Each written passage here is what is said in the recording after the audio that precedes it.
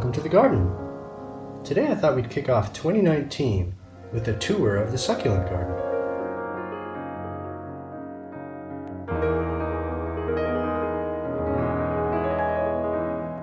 Our 60 new succulents are down to around 50 something, and I'll be showcasing each and every one of these plants individually. But for now I just want to give a broad tour. We've lost several plants, but I think those were very delicate. I'm more of a fan of these really robust ones.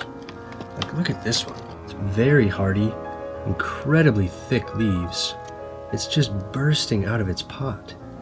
So this one will have to up pot very soon. I usually like to up pot my succulents when they're about twice as tall as the container they're in. So these ones I think are a little bit overdue. This one too has really outgrown this tiny container. I think this is one of my favorites. It just looks bizarre.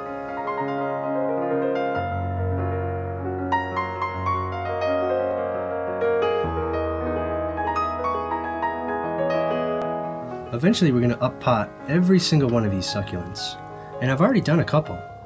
Here's a few of our new succulents that I've actually started to up pot. I've grouped some of them in arrangements, and I've tried to pick them based on their color. These actually have a little bit of a copper color on the leaves, so I think that works really nicely with the orange. Same thing with the pale blue in these. They really match that deep glazed blue. So I think they work really well. Some of them I'm even planting by themselves. I'm hoping this purple one's going to get really big, so I've given it its own special container. Same thing with this fuzzy one. This is just so unique, and I think these actually get pretty large, so I wanted to give it its own container.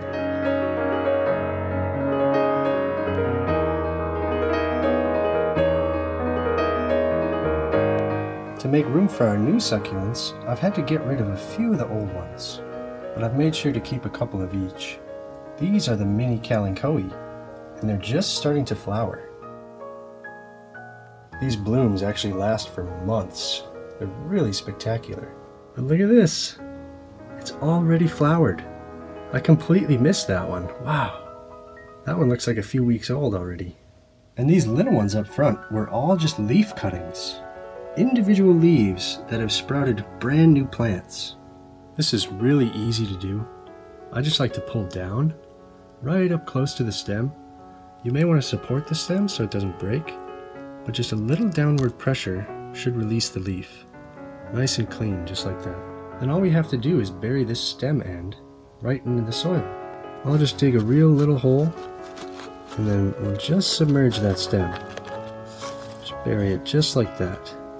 And then we just want to treat this like any other succulent. We'll give it a good healthy drink every now and then let it completely dry out. That'll really promote the roots to seek out new moisture.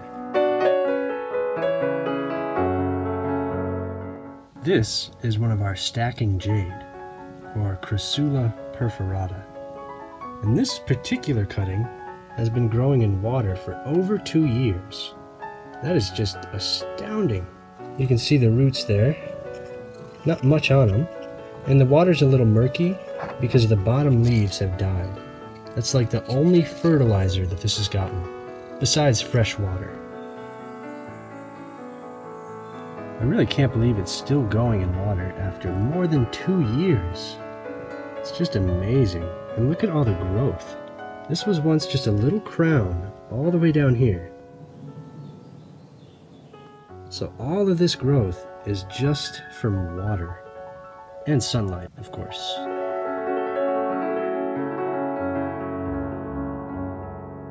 And here are just some of the other stacking Jade. Look at all of these, it's incredible. Some of these are producing so many crowns. They're just packed in shoulder to shoulder. I think this is still my favorite succulent just because it's so easy to propagate. Next up on the tour is our Sedum clavatum, another one of my old favorites.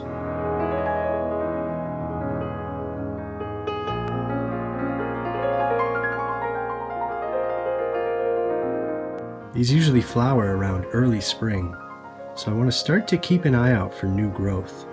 It usually looks like little arms reaching out.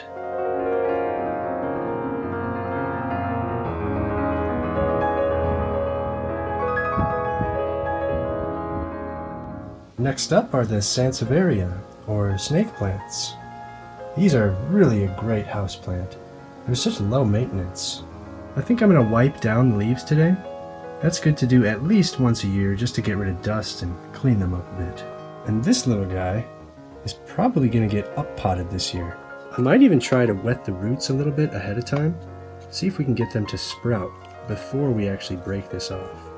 Because this is its own little plant, but it is still attached with this sort of umbilical cord thing. I just love all the patterns on these plants. We have one leaf here that actually died back about halfway. So I'm just going to prune that today. Just like that. Cleans it up really nice.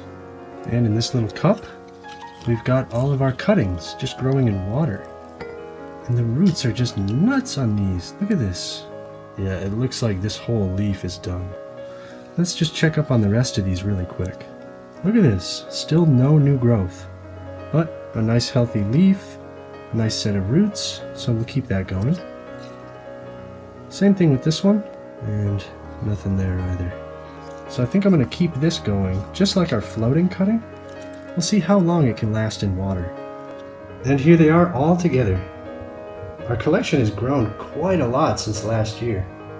Not only do we have all these new succulents, but the old ones we've kept propagating and are just looking spectacular. I'm going to be going into detail on everything about these succulents, from the soil to how to up-pot them and transplant them, taking cuttings and propagating them. So I really hope you stay tuned for all I have to come in 2019. Thank you all so much for watching, and we'll see you next time.